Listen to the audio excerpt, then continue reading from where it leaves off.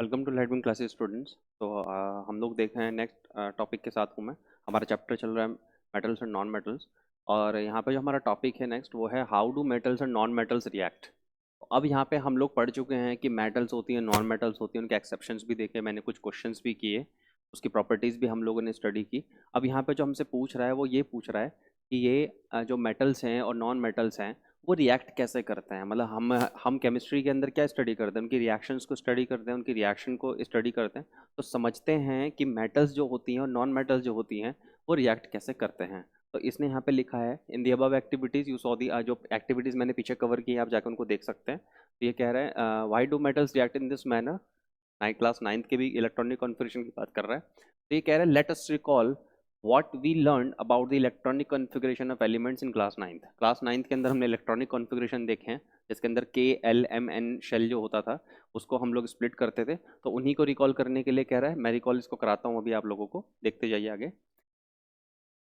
We learned that noble gases which have completely filled valence shell show little chemical activity। जो noble gases होती हैं वो completely filled shell की होती हैं और वो कैसी एक्टिविटी शो करती हैं, वो लिटिल केमिकल एक्टिविटी शो करती हैं। जैसे कि एग्जांपल के तौर पे अगर मैं यहाँ पे किसको ले लूँ, हीलियम को ले लेता हूँ। हीलियम एक नोबल गैस है, नोबल गैस है। नोबल गैस क्यों बोलते हैं इसको, क्योंकि ये एक्टिविटी शो नहीं करती है। क्यों? क्योंकि हीलियम का जो एटॉमिक नंबर है वो Z कितना है, 2। तो इसका जो कॉन्फ़िगरेशन करेंगे KLM और N शेल में तो वो कितना आएगा, 2। तो 2 यहाँ पे क्या है, कंप्लीटली फिल्ड है। तो ये तो आउटर मोस्ट शेल जो है या जो हमारी प्रेजेंट शेल है, या तो उसमें 2 इलेक्ट्रॉन होने चाहिए या फिर वो कितने होने चाहिए हमारे पास, अगली शेल में 8 इलेक्ट्रॉन्स होने चाहिए, जिसे हम कहते हैं ऑक्टेट रूल। आगे इसमें भी आएगा, पर ये 9th क्लास में आप पढ़ चुके हैं कि ऑक्टेट रूल पूरा है या फिर 2 इलेक्ट्रॉन्स हैं तो उसे ना तो इलेक्ट्रॉन चाहिए, ना तो वो लेगा और ना ही वो इलेक्ट्रॉन देगा। तो इसीलिए यहाँ पे इनकी एक्टिविटी क्या हो जाती है, बहुत कम होती है। बहुत ही स्पेसिफिक रिएक्शंस जो होंगी जो आप फर्दर 12th क्लास में स्टडी करेंगे, 12th क्लास की केमिस्ट्री में, तो वही रिएक्शंस केवल क्या देती हैं यहाँ पे, नोबल गैसेस देती हैं। तो अभी तो आप लोगों को बस ये मानना है कि नोबल गैसेस जो होती हैं वो किसी भी तरह की कोई रिएक्शन नहीं देती है। तो we therefore explain the reactivity of elements as a tendency to attain a completely filled valence shell। तो वैलेंस शेल जो होती है उसका मतलब क्या होता है, सबसे पहले तो आप ये समझिए कि वैलेंस शेल क्या है। वैलेंस शेल होती है कि जो आउटर मोस्ट शेल होती है, आउटर मोस्ट शेल होती है। जैसे कि मैं यहाँ पे एग्जांपल ले रहा हूँ सोडियम का, इसका जो एटॉमिक नंबर है वो 11 है। तो जब इसको हम लोग KLM और N करके लिखेंगे तो 2 electrons, 8 electrons and this 1 electron. So this shell is what, this is the valence shell of sodium. ऐसे ही हर एलिमेंट की जो वैलेंस शेल है वो क्या होगी, अलग अलग होगी। तो इसीलिए यहाँ पे इस को कंप्लीटली फिल्ड करने के लिए, जैसे कि हमें पता है कि पहली शेल के अंदर 2 इलेक्ट्रॉन आते हैं, दूसरी के अंदर 8 आते हैं, तीसरे के अंदर 8 की वैकेंसी होती है, चूंकि यहाँ पे 1 है। तो इसका मतलब क्या है, ये अभी भी कंप्लीटली फिल्ड नहीं है। तो वैलेंस शेल इसको बोलते हैं।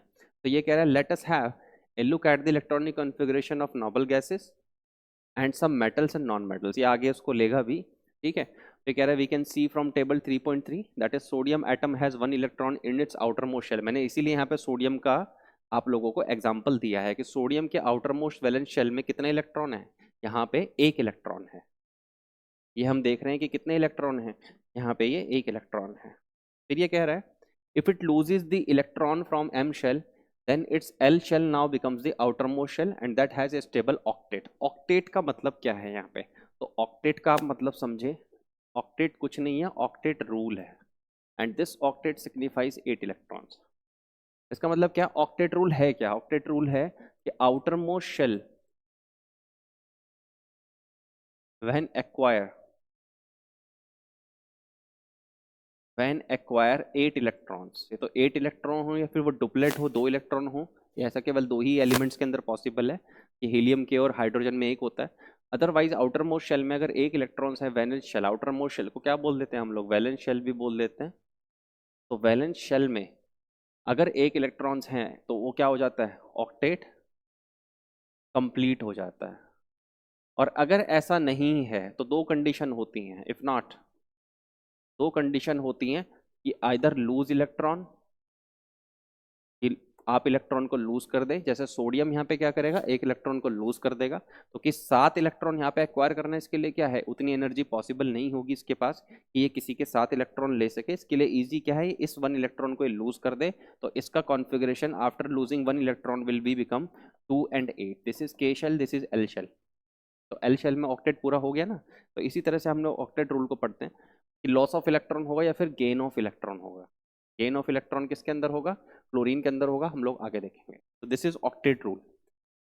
तो स्टेबल ऑक्टेट का मतलब क्या है कि 8 इलेक्ट्रॉन होना। तो कह रहा है the nucleus of this atom still have 11 protons but the number of electrons has number become 10। so there is a net positive charge giving us A sodium cation Na positive. यानी कि यहाँ पे क्या हो रहा है कि यहाँ पे जब आपने इसको किस में क्या किया, एक इलेक्ट्रॉन को माइनस कर दिया, मैंने निकाल दिया एक इलेक्ट्रॉन का आउटर मोस्ट से, तो यहाँ पे क्या बन गया, सोडियम पॉजिटिव। जितना एटॉमिक नंबर होता है उतने ही क्या होते हैं, प्रोटॉन होते हैं, और उतने ही क्या होते हैं, इलेक्ट्रॉन होते हैं। ओके गाइस, ये आप लोग 9th क्लास में पढ़ चुके हैं, मैं बस रिवाइज करा रहा हूँ। उतने ही प्रोटॉन है, उतने इलेक्ट्रॉन है। तो अभी भी इसमें प्रोटॉन कितने हैं, क्यों प्रोटॉन नहीं निकाला है, तो प्रोटॉन तो इसमें 11 है, लेकिन इलेक्ट्रॉन चूंकि आपने एक निकाल दिया तो वो कितने हो गए, 10। तो इसीलिए इस पर कैसा चार्ज आ गया, positive charge. On the other hand the chlorine has 7 electrons in its outermost shell. तो यहाँ पे क्लोरीन का जिक्र कर रहा है, ठीक है। तो क्लोरीन जो है उसका जेड एटॉमिक नंबर कितना होता है, 17। उसकी के, एल, एम और एन शेल को देखिए आप, 2, 8, 8, दिस विल बिकम 7। के, एल, एम और एन, तो 2, 8 और 7। तो आउटर मोस्ट शेल जो है वैलेंस शेल, उसमें कितने इलेक्ट्रॉन है, 7। तो 7 इलेक्ट्रॉन या तो ये दे दे, ताकि यहाँ पे एम शेल, एल शेल जो है उसमें 8 इलेक्ट्रॉन हो जाए। ये 1 इलेक्ट्रॉन को क्या कर ले, एक्वायर कर ले। अगर ये 1 इलेक्ट्रॉन को एक्वायर कर लेगा तो इसमें आउटर मोस्ट शेल में कितने इलेक्ट्रॉन हो जाएंगे, 8 इलेक्ट्रॉन हो जाएंगे। तो इसीलिए यहाँ पे इसने बोला है कि chlorine has 7 electrons in it outer most shell. तो 7 इलेक्ट्रॉन्स आउटर मोस्ट शेल में। आगे देखते हैं क्या बोल रहा है नेक्स्ट स्लाइड के अंदर। यहाँ पे इसने ये दिया हुआ है, फिर कह रहा है ये कि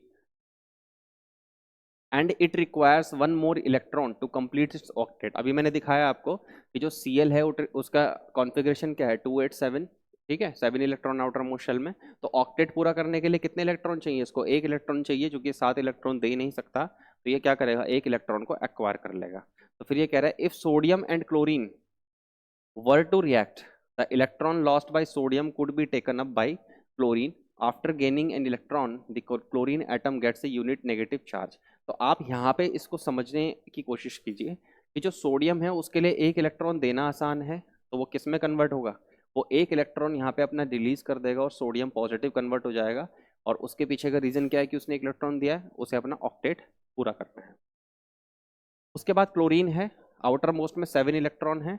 तो ये क्या करेगा, एक इलेक्ट्रॉन को एक्वायर कर लेगा plus electron, and it will become Cl negative. यहाँ पे कितने आउटर मोस्ट में इलेक्ट्रॉन हो गए, 8 इलेक्ट्रॉन इसके आउटर मोस्ट में हो चुके हैं। तो आप देख रहे हैं कि इस तरह से इसने एक इलेक्ट्रॉन को लूज कर दिया, लॉस कर दिया एक इलेक्ट्रॉन का, और इसने एक इलेक्ट्रॉन को गेन कर लिया। तो दोनों के ऑक्टेट क्या हो गए, कंप्लीट। क्योंकि लॉस किया है तो पॉजिटिव चार्ज, ये कैटायन बन गया। गेन किया है तो एक इलेक्ट्रॉन गेन कर लिया, नेगेटिव चार्ज, तो ये क्या बन गया, एनायन। अब यहाँ पे हम देखेंगे कि हुआ क्या, होता क्या है कि आप लोगों ने यहाँ पे उसके अंदर भी पढ़ा होगा, फिजिक्स के अंदर भी एक टॉपिक होता है मैग्नेटिक पोल्स और या फिर चार्जेस। कोई भी अगर पॉजिटिव चार्ज होता है तो वो नेगेटिव चार्ज को क्या करता है, अपनी तरफ अट्रैक्ट करता है। और कुछ टाइम बाद क्या होता है, दोनों के दोनों एक साथ इस तरह से पॉजिटिव नेगेटिव मिल जाते हैं। ओके, तो इसी तरह से यहाँ पे क्या होगा, सोडियम पॉजिटिव और Cl नेगेटिव। सोडियम ने जो इलेक्ट्रॉन रिलीज किया वो Cl ने ले लिया, दोनों एनायन कैटायन में कन्वर्ट हो चुके हैं। तो इस पॉजिटिव चार्ज और नेगेटिव चार्ज में क्या होगा, एक दूसरे की तरफ पुलिंग होगी, और पुलिंग होगी तो क्या होगा कि ये इस तरह से आपको दिखाई देगा। इस पूरी प्रोसेस को हम इस तरह से भी शो कर सकते हैं। ओके, एंड दीज डायग्राम्स, जो यहाँ पे डायग्राम बना है इसको बोलते हैं इलेक्ट्रॉन डॉट स्ट्रक्चर्स। तो यहाँ पे जो बना है डायग्राम, ये है electron dot structure. Electron dot structures. Electron dot structures का मतलब होता है कि जहाँ पे हम लोग valence electron is shown on symbol of the element as a dot और क्रॉस भी शो कर देते हैं ताकि डिफरेंट डिफरेंट इलेक्ट्रॉन्स को दिखा सकें, तो इसे हम लोग इलेक्ट्रॉन डॉट स्ट्रक्चर बोलते हैं। तो हम लोग इस पूरी प्रोसेस को अलग अलग ना दिखाने के बजाय कैसे दिखा सकते हैं, इस तरह से भी दिखा सकते हैं कि जिसके अंदर हमने क्या किया है कि इसके अंदर सोडियम के पास जो इलेक्ट्रॉन है वैलेंस शेल में वो एक है, मैंने उसको डॉट से स्ट्रक्चर शो किया, और क्लोरीन जो है उसके आउटर मोस्ट में 7 इलेक्ट्रॉन्स है, 1 2 3 4 5 6 और 1 7। तो ये इलेक्ट्रॉन किधर शिफ्ट कर गया, इधर शिफ्ट कर गया, और शिफ्ट करने से क्या हुआ कि यहाँ पे बना हमारा सोडियम पॉजिटिव, क्योंकि इसके वैलेंस शेल में कितने इलेक्ट्रॉन, अब 8, तो हम उसको शो नहीं करेंगे। और यहाँ पे इसकी वैलेंस शेल में कितने इलेक्ट्रॉन हो गए, Cl, इसके अंदर ये वाले इलेक्ट्रॉन इसके हैं, और यहाँ पे हम देख रहे हैं कि जो एक इलेक्ट्रॉन है, मैं उसको डिफरेंट पेन से शो कर रहा हूँ, ये जो मेरे पास इलेक्ट्रॉन है ये किसका है, ये सोडियम का है, जो इसने क्या कर दिया था, यहाँ पे इसको डोनेट कर दिया था। तो इस तरह से मेरे पास क्या आ जाता है, मेरे पास ये पूरा का पूरा इसका NaCl का फॉर्मेशन आ जाता है। तो आप इस तरह से NaCl का फॉर्मेशन को भी शो कर सकते हैं, NaCl फॉर्मेशन फॉर्मेशन तो इस तरह से NaCl की फॉर्मेशन को भी दिखाया जा सकता है। बाकी मैं क्वेश्चंस करूंगा तो आप लोग उसमें भी समझेंगे। तो ये कह रहा है कि this gives us chloride anion that is Cl negative, so both these elements can have give and take relation between them। यहाँ पे इसने बताया है कि यहाँ पे न्यूक्लियस में 7 प्रोटॉन्स और 18 इलेक्ट्रॉन्स हैं, तो आप लोग देख सकते हैं कि क्लोरीन के एटॉमिक नंबर कितना है, वो 17 है, तो 17 प्रोटॉन्स होंगे शुरू में, 17 इलेक्ट्रॉन होंगे, फिर वो एक इलेक्ट्रॉन एक्वायर कर लेगा। तो यहाँ पे इस पॉइंट पे इसके पास कितने हैं, इसके पास यहाँ पे 18 इलेक्ट्रॉन्स हैं और 17 प्रोटॉन्स हैं। ओके, तो ये सब इलेक्ट्रॉन प्रोटॉन के बारे में बताया गया है। अब उसके बाद हम चलते हैं नेक्स्ट लाइन, जो ये कह रहा है, क्या sodium and chloride ions being oppositely charge attract each other. मैंने आप लोगों को बताया अपोजिट चार्ज हैं इसलिए अट्रैक्ट करेंगे, are held by strong electrostatic force of attraction to exist as sodium chloride. मतलब रीजन क्या है कि यहाँ पे इसने इसको पुश किया अपनी तरफ, strong electrostatic force of attraction, क्या है ये, इलेक्ट्रोस्टैटिक फोर्स ऑफ अट्रैक्शन है। ओके, फिर ये कह रहा है it should be noted that sodium chloride does not exist as molecules but aggregate of opposite charge ions. तो गाइज इसमें यहाँ पे इसने क्या बताया है कि यहाँ पे ये किसकी फॉर्म में होगा, आयंस की फॉर्म में। उसका रीजन क्या है, देखिए आयनिक बॉन्डिंग होती है और एक कोवेलेंट बॉन्डिंग होती है, कोवेलेंट बॉन्ड बनता है, आगे हम लोग लेंगे तो वहाँ पे हम लोग समझाएंगे, मैं आपको पूरा समझाऊंगा कि किस तरह से वो फॉर्मेशन होता है। क्योंकि आप देख रहे हैं यहाँ पे पहले आयंस प्रोड्यूस हुए हैं, तो इसलिए इस कंपाउंड को कहते हैं आयनिक कंपाउंड, जिसके अंदर जो हमारे कॉन्स्टिट्यूएंट होते हैं वो कैसे होते हैं, वो आयंस की फॉर्म में होते हैं। तो let us see the formation of one more ionic compound, magnesium chloride. तो मैग्नीशियम क्लोराइड को हम यहाँ पे आगे देखेंगे। उससे पहले मैं इस टेबल को आपको बता दूं कि यहाँ पे नोबल गैसेज हैं हमारी, helium, neon and organ. Organ में 18 इलेक्ट्रॉन्स हैं, तो इसका कॉन्फिगरेशन का 2 8 8 10 2 8 एंड दिस इज 2। तो आउटर मोस्ट में देख रहे हैं कि ये तो डुप्लेट है, डुप्लेट भी ऑक्टेट होता है। ओके, मतलब ऑक्टेट की तरह ही डुप्लेट भी होता है। आप हर क्लास में पढ़ेंगे कि ऑक्टेट रूल को रिफॉर्म करके उसमें डुप्लेट भी डाला गया था। अभी आप समझ ले कि ये भी क्या है, स्टेबल है, 8 इलेक्ट्रॉन है, 8 इलेक्ट्रॉन है, तो क्या है, नोबल गैसेज हैं क्योंकि आउटर मोस्ट शेल में 8 इलेक्ट्रॉन है। उसके बाद मेटल्स और नॉन मेटल्स। मेटल्स में यहाँ पे लिया है सोडियम, फिर मैग्नीशियम, एल्यूमिनियम, पोटेशियम और कैल्शियम। सोडियम का 11, सो 281, 12 282, 13 283 एंड 19 हेयर 288 एंड 1। तो आउटर मोस्ट में कितने इलेक्ट्रॉन है, इसके भी 1 इलेक्ट्रॉन है। अब इसके आउटर मोस्ट में कितने हैं, 1, इसके भी 2 एंड 3, और कैल्शियम के भी कितने हैं, 2। तो ये सब के सब मेटल्स क्यों हैं, मेटल्स इसलिए हैं क्योंकि ये सब क्या करेंगे, लूज करेंगे इलेक्ट्रॉन को, गेन तो नहीं कर सकते इतने इलेक्ट्रॉन, 7 5 6, तो इसलिए क्या करेंगे, लूज। तो इसीलिए क्या है, मेटल्स। जो इलेक्ट्रॉन जो लूज करते हैं उन्हें क्या कहते हैं हम लोग, मेटल्स। ओके, फिर आता है नॉन मेटल्स। नॉन मेटल्स के अंदर क्या है, आप लोग देखें, nitrogen 2 and 5, this is oxygen 2 6, this is fluorine 2 7, phosphorus atomic number 15 5, sulphur atomic number 16 6 and chlorine atomic number 17, सो 7। तो आप देख रहे हैं कि यहाँ पे ये लूज नहीं कर सकते, 5 या 6 इलेक्ट्रॉन को लूज करने से बेहतर होता है कि हम लोग जो रिमेनिंग इलेक्ट्रॉन्स उनको क्या कर लें, एक्वायर कर लें। तो दे विल गेन इलेक्ट्रॉन्स, ये सब क्या करेंगे, इलेक्ट्रॉन को गेन करेंगे। तो इसीलिए जो इलेक्ट्रॉन को गेन करते हैं वो किस कैटेगरी में आता है, वो कैटेगरी में आता है नॉन मेटल्स। ओके, तो पूरा एक्सप्लेनेशन मैंने दिया, आगे चलते हैं नेक्स्ट स्लाइड की तरफ। तो यहाँ पे इसने मैग्नीशियम ऑक्साइड की फॉर्मेशन को भी शो किया है, MgCl2। तो समझते हैं इसने कैसे किया है। ये इसने दिखाया कि मैग्नीशियम जिसका एटॉमिक नंबर 12 है, Z=12, तो उसका कॉन्फ़िगरेशन कितना होगा, 282। तो 282 में क्या होगा कि 2 इलेक्ट्रॉन ये तो लूज कर दे या फिर ये क्या कर ले, 6 इलेक्ट्रॉन्स को गेन कर ले। तो ये क्या करेगा, 2 को लूज कर देगा। तो इसने देखा आपने कि इसने 2 इलेक्ट्रॉन्स को लूज कर दिया और यहाँ पे क्या बना दिया, मैग्नीशियम कैटायन। प्लस का 2 चार्ज का मतलब क्या है, इसने 2 इलेक्ट्रॉन को क्या किया है, लूज किया है। ओके, उसके बाद क्लोरीन एटॉमिक नंबर 17, Z=17। तो यहाँ पे क्या हुआ कि यहाँ पे हो गया 287, एक इलेक्ट्रॉन को गेन करेगा and will become Cl negative. अब यहाँ पे जो है आप देख रहे हैं कि इसने तो 2 इलेक्ट्रॉन को लूज किया है, तो और क्लोरीन एक एटम को 1 इलेक्ट्रॉन चाहिए, तो इसलिए यहाँ पे कितनी क्लोरीन होंगी, ऐसी 2 क्लोरीन होंगी। और इसने इस चीज़ को यहाँ पे शो किया है कि हुआ क्या है कि जो मैग्नीशियम के ये 2 इलेक्ट्रॉन्स हैं, एक इलेक्ट्रॉन एक Cl के पास चला गया, फिर बहुत सारे रिएक्शन के अंदर तो बहुत सारे Cl वहाँ पे होंगे, और दूसरा मैग्नीशियम दूसरे Cl के पास चला गया और हमें क्या मिल गया, Mg+2 and this is Cl2। तो यहाँ पे 2 लगा हुआ है, तो इस तरह से हम इसको शो कर देते हैं। तो this is magnesium, formation of magnesium chloride. The compounds formed in this manner by the transfer of electrons from a metal to a non metal. मैंने आपको बताया था कि जो इलेक्ट्रॉन लूज करते हैं वो क्या होते हैं, वो मेटल होते हैं, और जो गेन करते हैं वो क्या होते हैं, नॉन मेटल। तो ये नॉन मेटल हैं, are known as ionic compounds और electrovalent compound. This is important name कि इनका नाम इलेक्ट्रोवेलेंट कंपाउंड्स भी होता है, आयनिक बोल दीजिए या इलेक्ट्रोवेलेंट बोल दीजिए, इनका दोनों नाम होता है। फिर ये कह रहा है can you right the name of cation present in MgCl2। So MgCl2 के अंदर जो कैटायन है वो क्या है, Mg+2। Okay, magnesium die cation, और यहाँ पे जो एनायन है वो क्या है, Cl नेगेटिव। इस नेगेटिव को इस तरह से शो कर सकते हैं, तो यानी कि यहाँ पे ये है। अब उसके बाद नेक्स्ट टॉपिक की तरफ चलते हैं, प्रॉपर्टीज ऑफ आयनिक कंपाउंड्स, कि हमारे जो आयनिक कंपाउंड्स होते हैं उनकी प्रॉपर्टीज क्या होती है। तो इसमें इसने कहा है कि learn about the properties of any compound, let perform the following activity. अब हम एक्टिविटी को स्टडी करते हैं, यहाँ पे कुछ बताने वाला है, इस हर एक्टिविटी में वो कुछ समझाने की कोशिश कर रहा है, तो उसको समझने के लिए हम लोग यहाँ पे इसको समझते हैं।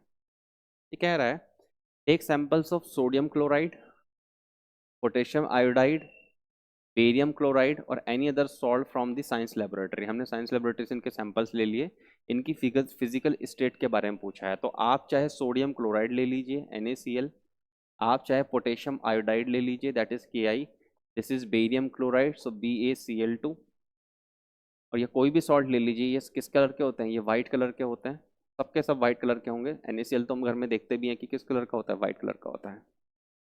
Take a small amount of sample on a metal spatula. Metal spatula is a special kind of spoon, जिसके अंदर क्या होता है कि हम सैंपल को स्मॉल अमाउंट में लेकर के फ्लेम के सामने हीट कर सकते हैं। तो यहाँ पे इसमें हमने सैंपल को ले लिया, फिर क्या, heat directly the flame and heat directly on the flame, flame पे हमें उसे हीट करना है। Repeat with other samples, did you observe, did the samples impart any colour to the flame, do this compounds melt. तो यहाँ पे क्या होगा कि मेल्टिंग स्टार्ट होगी इन सॉल्ट्स की, और ये स्पेसिफिक कलर येलोइश कलर जैसे NaCl के अंदर देंगे, पोटेशियम आयोडाइड के अंदर भी इस तरह से कलर आएगा, तो स्पेसिफिक कलर होंगे इनकी फ्लेम के। तो flames have specific colour, salts flame have specific colours. Specific colours भी उनकी क्या है, एक तरह से प्रॉपर्टी है, जिसको बर्न करके हम लोग देख सकते हैं कि क्या कौन सा सॉल्ट वो है। Try to dissolve the samples in water, petrol and kerosene, are they soluble, yes they are soluble in water but they are not soluble in petrol and kerosene. Make a circuit and insert the electrons into solution and into salt. What did you observe? Test the other salt sample too in this manner. What is your inference about the nature of these compounds? तो आप लोग यहाँ पे देखिए कि जब भी samples को, जो भी हमने सॉल्ट्स लिए हैं, इनको आप लोग क्या करोगे, डिसॉल्व करोगे किसके अंदर। जैसे मान लो कि पहला आपने ले लिया किसके अंदर, वाटर के अंदर, दूसरा आपने ले लिया पेट्रोल के अंदर, और तीसरा आपने ले लिया केरोसिन के अंदर। तो आप याद रखें कि वाटर क्या होता है, आयनिक होता है। Okay, ionic in the sense मतलब कि इसमें पोलैरिटी होती है, तो उस वजह से ये वाटर के अंदर क्या हो जाएंगे, डिसॉल्व हो जाएंगे। लेकिन पेट्रोल और केरोसिन के अंदर ये क्या नहीं होंगे, ये आपको कुछ भी आयन वहाँ पे नहीं देंगे, डिसॉल्व नहीं होंगे। तो ये यहाँ पे प्रॉपर्टी को बोला है। तो जब आप यहाँ पे अगर salt solution under test, graphite rod, beaker, और फिर इसने पूरी बैटरी को बना दिया है, तो अगर आप लोगों ने यहाँ पे H2O लिया है, तो यहाँ पे बल्ब क्या करेगा, बल्ब ग्लो करेगा, कि मैंने बताया ये वाटर के अंदर डिसॉल्व होगा। बल्ब जो है वो यहाँ पे ग्लो करेगा।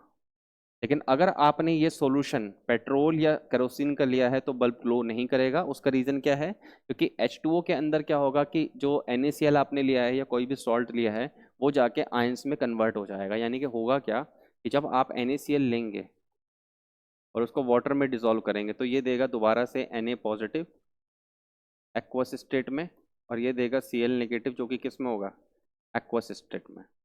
ओके, तो यहाँ पे क्या होगा, हमें आयंस मिले, और ये आयंस जब यहाँ पे होंगे, जैसे Na पॉजिटिव Cl नेगेटिव, तो ये एक इलेक्ट्रोड से दूसरे इलेक्ट्रोड पे क्या करेंगे, इलेक्ट्रॉन्स को पास करेंगे, और पास करने से सर्किट कंप्लीट होकर क्या मिल जाएगा हमें, हमें यहाँ पे बल्ब ग्लो मिल जाएगा। क्योंकि ये इस तरह से आयनिक फॉर्मेशन नहीं देगा किसमें, पेट्रोल और केरोसिन में, तो हमें कुछ नहीं मिलेगा।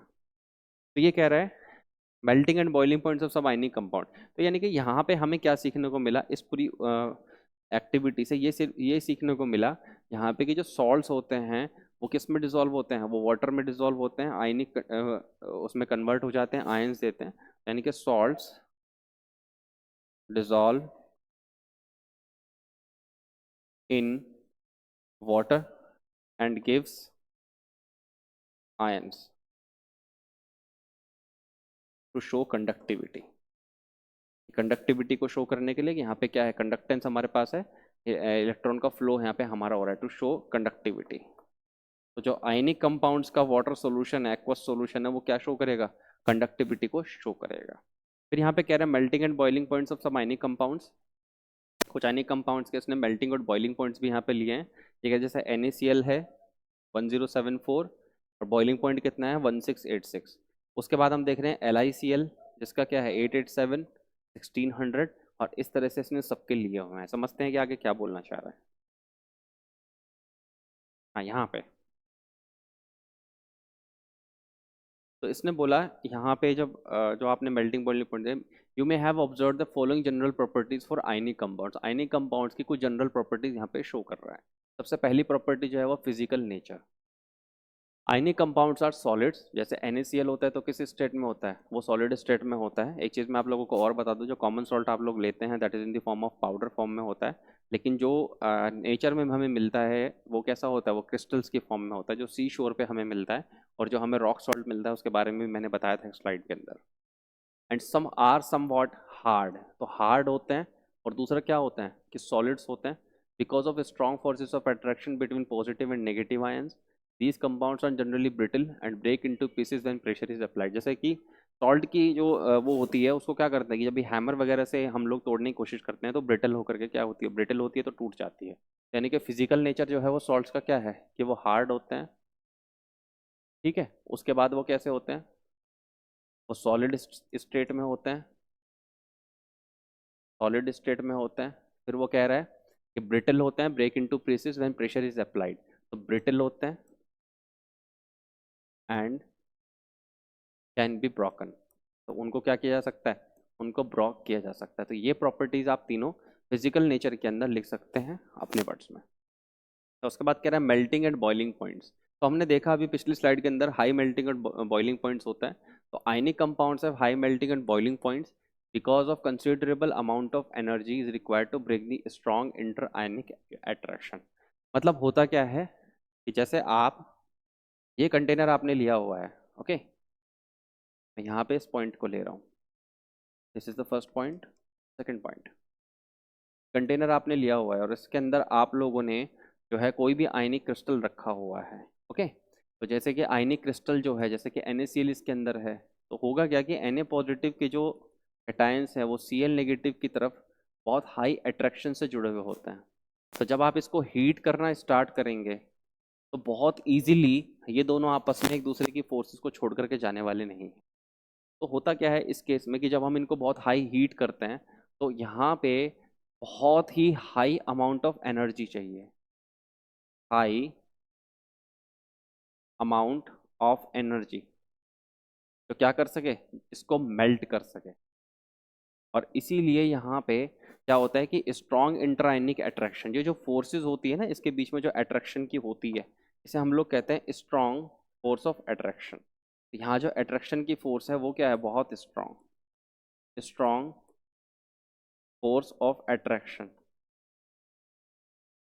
ये रीज़न आप हमेशा याद रखें कि जो भी आयनिक कंपाउंड्स होते हैं उनके बीच में उनके आयंस के बीच में बहुत हाई फोर्स ऑफ अट्रैक्शन होती है। और इसी वजह से यहाँ पे वो इस तरह की प्रॉपर्टी शो करता है कि मेल्टिंग पॉइंट हाई है, हार्ड है, और इस तरह से जैसे यहाँ पे बोला भी है ये अट्रैक्शन है पॉजिटिव और नेगेटिव आयंस में, तो ये इसका बेसिक रीज़न है। दोनों प्रॉपर्टीज हमने देखी। उसके बाद सोल्युबिलिटी, इलेक्ट्रोवैलेंट कंपाउंड, मैंने आपको पहले बता दिया इलेक्ट्रोवैलेंट कंपाउंड्स कौन से होते हैं, ionic compounds are generally soluble in water and insoluble in solvents such as kerosene and petrol. This is important क्योंकि मैंने आपको ये पहले ही बता दिया था कि केरोसिन एटसेट्रा के अंदर ये सॉल्युबल नहीं होते। तो सॉल्युबल किसके अंदर है, केवल और केवल वाटर के, क्योंकि वाटर के अंदर ये कैपेबिलिटी होती है कि वो स्ट्रॉन्ग फोर्स ऑफ अट्रैक्शन को क्या कर देता है, ब्रेक कर देता है, और इन दोनों आयंस को अलग अलग कर देता है। अलग अलग करने से क्या होगा कि सॉल्यूशन के अंदर ये आयंस की फॉर्म में आ जाते हैं। तो सॉल्युबल किसके अंदर है, third property, soluble in water but not in petrol और कैरोसिन। तो ये इनके अंदर सॉल्युबल नहीं होता है। आप हायर क्लासेस में और इसको डीप में समझेंगे आयनिक कंपाउंड्स को कि ऐसा क्यों होता है। अब हम चलते हैं फोर्थ टॉपिक की तरफ, जो हमारा फोर्थ पार्ट है यहाँ पे, ये कह रहा है conduction of electricity. This is important. Conduction of electricity के अंदर हमें ये देखना है कि इनका जो कंडक्शन है वो किस वजह से ऐसा है। द कंडक्शन, मैंने आपको पिछली एक्टिविटी में बताया कि जैसे वाटर के अंदर आयनिक कंपाउंड को डालेंगे तो वहाँ पे क्या होगा, वो आयंस में टूट जाएगा, इलेक्ट्रॉन्स को कैरी करेगा और वहाँ पे क्या होगा, सर्किट कंप्लीट होगा। यहाँ पे देखते हैं conduction of electricity through a solution involves movement of charge particles. तो चार्ज पार्टिकल्स का मूवमेंट होना बहुत जरूरी है। A solution of an ionic compound in water contains ions which move on the opposite electrodes when electricity is passed through the solution. इसका मतलब यहाँ पे आप ये समझे कि जैसे मान लीजिए कि यहाँ पे आपने कंटेनर लिया हुआ है और इसके अंदर आपने यहाँ पे दो इलेक्ट्रोड ली हुई हैं, ये एक इलेक्ट्रोड है, ये एक इलेक्ट्रोड है, ठीक है। और यहाँ पे जो आयंस हैं हमारे, एक Na पॉजिटिव है और एक क्या है हमारे पास, Cl नेगेटिव है। तो अब ये पॉजिटिव अगर इलेक्ट्रोड है, ये पॉजिटिव टर्मिनल से जुड़ा हुआ है, ये नेगेटिव टर्मिनल से जुड़ा हुआ है, तो नेगेटिव है, ये पॉजिटिव है, तो इन पॉजिटिव वाला किधर जाएगा, नेगेटिव की तरफ अट्रैक्ट होगा, और नेगेटिव वाला पॉजिटिव की तरफ अट्रैक्ट होगा। और यहाँ पे ये यही बोल रहा है। और ऐसा कब पॉसिबल है कि ये आयनिक फॉर्म में अलग अलग टूट जाएं, वो केवल वाटर के अंदर पॉसिबल है। तो कह रहा है ionic compound in water contain ions, ions होंगे उसके अंदर, and which move on opposite electrons. Opposite electrode का मतलब यहाँ पे क्या है, साइन ऑपोजिट होना। जैसे Na पॉजिटिव किस तरफ अट्रैक्ट होगा, नेगेटिव वाली इलेक्ट्रोड की तरफ, नेगेटिव वाला किस तरफ अट्रैक्ट होगा, पॉजिटिव की तरफ। तो यहाँ पे इसने ये बताया है ionic compounds in the solid state do not conduct electricity because movement of ions in the solid is not possible due to their rigid structure. देखो स्ट्रक्चर के अंदर क्या होगा, आप ऐसा समझो कि ये Na पॉजिटिव है कि का आयन है, इसके साथ में ही Cl नेगेटिव का आयन है, उसके ऊपर फिर से Cl नेगेटिव का आयन है, यहाँ पे Na पॉजिटिव का आयन है, और इस तरह से पूरी यहाँ पे ये चेन है, इस तरह से यहाँ पे ये पूरा लगा हुआ है। तो आप देख रहे हैं क्या मूवमेंट कर सकता है, इधर भी आयन होगा Cl नेगेटिव, तो Cl नेगेटिव मूव ही नहीं कर सकता, Na पॉजिटिव मूव नहीं कर सकता सॉलिड स्टेट में। तो इसीलिए मेल्टिंग पॉइंट और बॉइलिंग पॉइंट वहाँ पे कुछ भी हमें नहीं मिलता है, इलेक्ट्रिसिटी कंडक्ट हमें नहीं मिलती है क्योंकि आयन्स की मूवमेंट नहीं होती। तो कंडक्टेंस जो है वो किस पे डिपेंड कर रही है, दो चीज़ों पे। कंडक्टेंस ऑफ इलेक्ट्रिसिटी वो किस पे डिपेंड कर रही है, वो हमारी डिपेंड कर रही है दो फैक्टर्स पे। ये हमारे लिए जानना ज़रूरी है कि एक तो आयंस का वहाँ पे होना ज़रूरी है, किस स्टेट में, फ्री स्टेट में। फ्री स्टेट का मतलब इस तरह से नहीं, किस तरह से, वाटर के अंदर होना ज़रूरी है। फ्री स्टेट में होना चाहिए, और फ्री स्टेट में होने के साथ ही उनकी मूवमेंट भी होनी चाहिए, मूवमेंट भी होनी चाहिए, और आयंस का फ्री स्टेट में होना जरूरी है, फ्री आयंस का। दो चीजें कंडक्टेंस के लिए चाहिए। फिर ये कह रहा है but ionic compounds conduct electricity in the molten state. Moult जब हो जाता है, आप समझिए यहाँ पे ये स्टेट कैसी है, ये सॉलिड स्टेट है, ये एक्वस स्टेट है। लेकिन जब यहाँ पे मेल्ट जब हमने इसको कर दिया, तो मेल्ट करने से थोड़े आयंस क्या हो जाते हैं, आपस में फ्री हो जाते हैं, और फ्री होने से वो क्या कर सकते हैं, इलेक्ट्रिसिटी को कंडक्ट कर सकते हैं। This is possible in the molten state since the electrostatic force of attraction between the oppositely charged ions are overcome due to heat, thus the ions move and freely conduct electricity. होगा क्या, जब आप इसको heat करेंगे तो electrostatic force of attraction जो है वो क्या हो जाएगी, कम होती चली जाएगी, बॉन्ड्स ब्रेक होते चले जाएंगे, इनके बीच में जो है आयनिक बॉन्ड्स जो हैं इलेक्ट्रोस्टैटिक फोर्स ऑफ अट्रैक्शन की वजह से वो टूटने शुरू हो जाएंगे। वो टूटते टूटते क्या होगा कि ये फ्री स्टेट में आ जाएंगे, और फ्री स्टेट में आने से ये क्या होगा, इलेक्ट्रिसिटी को कंडक्ट करेगा। तो this is the topic completely, इसके अंदर हमने चारों पार्ट को कवर किया। आई होप कि आप लोगों को इतना समझ में आया होगा। अब क्वेश्चंस की तरफ चलते हैं, समझते हैं यहाँ पे क्या कह रहा है। यहाँ पे ये कह रहा है right the electron dot structure for sodium oxygen and magnesium. तो सॉल्यूशन का फर्स्ट पार्ट हम कर रहे हैं। First part electron dot structure इसको चाहिए किसकी, सोडियम की, ऑक्सीजन की, और किसकी चाहिए, मैग्नीशियम की। तो हम सोडियम की बनाने जा रहे हैं। सोडियम का एटॉमिक नंबर हमें पता होना चाहिए कितना होता है, 11। इसका मतलब जो इसकी KLM शेल का जो कॉन्फ़िगरेशन होगा वो क्या होगा, 2 8, और फिर कितना आ जाएगा, 1। तो इसके जो वैलेंस इलेक्ट्रॉन है मैं यहाँ पे लिख रहा हूँ,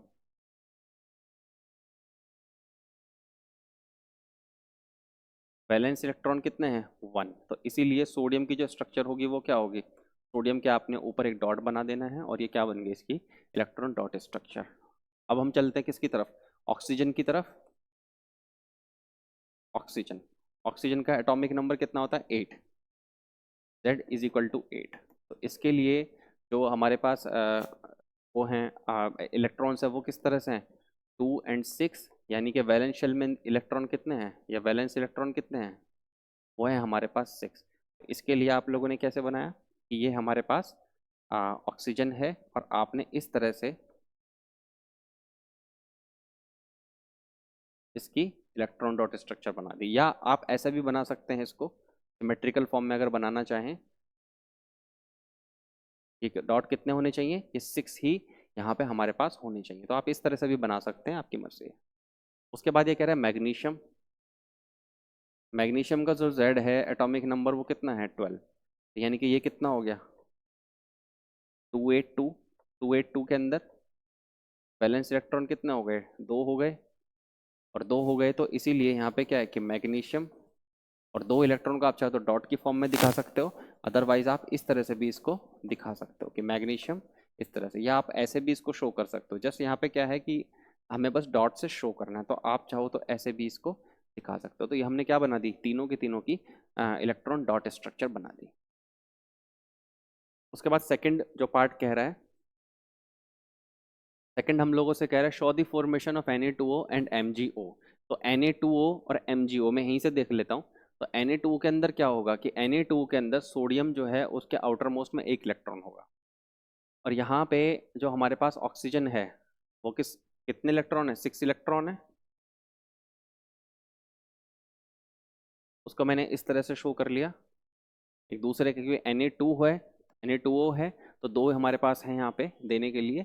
तो मैंने क्या किया कि इसको भी इधर शिफ्ट किया, इसको भी इधर शिफ्ट किया, और हमारे पास Na2O कैसे बनेगा कि यहाँ पे हमारे पास जो सोडियम है वो कैटायन बन चुका है, और वो 2 है, और जो ऑक्सीजन है वो एनायन बन चुका है, जिसके अंदर 2 इलेक्ट्रॉन जो हैं वो किसके हैं, वो हमारे पास सोडियम के हैं। तो मैंने इस तरह से दिखाया है इसको। तो Na2O के ऊपर कैसा चार्ज आएगा, यहाँ पे 2 नेगेटिव चार्ज आ। ओके। अब उसके बाद MgO। तो Mg के ऊपर कितने इलेक्ट्रॉन है हम यहाँ देख सकते हैं, मैग्नीशियम 2 इलेक्ट्रॉन्स, तो this is 2 electrons, this is oxygen, और यहाँ पे क्या किया इसने, दोनों के दोनों इलेक्ट्रॉन्स को यहाँ पे दे दिया। और देने से क्या हुआ कि यहाँ पे हमारे पास मैग्नीशियम बचा, इस पे +2 चार्ज है, उसके पास कोई इलेक्ट्रॉन वैलेंस शेल में नहीं बचा अभी, तो हमने उसको ऐसे ही शो किया है। और उसके बाद यहाँ पे ऑक्सीजन है, जिस ऑक्सीजन में 6 इलेक्ट्रॉन उसके हैं और 2 इलेक्ट्रॉन किसके हैं, हमारे पास मैग्नीशियम के। आप चाहो तो उसको बाहर भी शो कर सकते हो। ओके, तो इस तरह से हमने इसकी फॉर्मेशन को शो किया। थर्ड कह रहा है what are the ions present in these compounds. तो third, ions in Na2O, sodium ion हमारे पास है इसमें, और ऑक्सीजन का 2 नेगेटिव हमारे पास है आयन। उसके बाद आयंस इन MgO। MgO में क्या है, मैग्नीशियम जो है वो +2 है, यहाँ पे आप देख भी सकते हैं। और दूसरा हमारे पास ऑक्साइड आयन है, तो आप यहाँ पे नाम भी लिख दें कि सोडियम और मैग्नीशियम, और ये जो होता है वो ऑक्साइड आयन होता है। ओके, तो इस तरह से हमने आयंस की फॉर्मेशन बता दी। अब उसके बाद चलते हैं क्वेश्चन नंबर 2 की तरफ। तो क्वेश्चन नंबर 2 में कह रहा है हमसे why do ionic compounds have high melting point. तो उसका रीजन मैंने आप लोगों को बताया था कि हाई मेल्टिंग पॉइंट होने का रीजन क्या है, इलेक्ट्रोस्टैटिक फोर्स ऑफ अट्रैक्शन जो है वो बहुत ज़्यादा है उनके अंदर। आपको लिख देना है यहाँ पे कि आयनिक compounds have very high electrostatic force of attraction,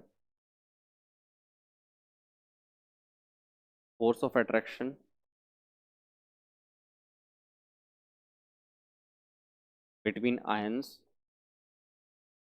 So they require a very high amount of energy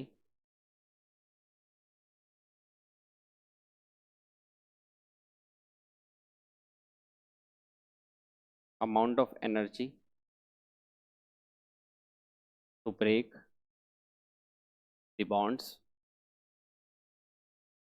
जो बॉन्ड्स किसकी वजह से हैं, इलेक्ट्रोस्टैटिक फोर्स ऑफ अट्रैक्शन की वजह से है, इसीलिए उनका मेल्टिंग पॉइंट क्या होता है, हाई होता है। हेंस देयर मेल्टिंग पॉइंट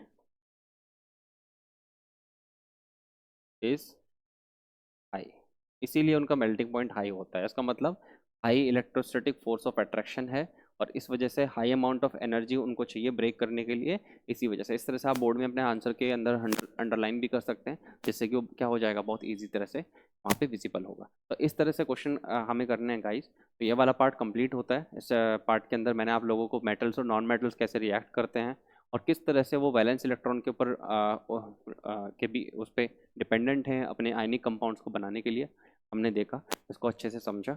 तो आई होप कि आप लोगों को काफ़ी कुछ समझ में आया होगा, रिलेवेंट क्वेश्चंस भी आप बड़े आराम से कर सकते हैं। Thank you very much.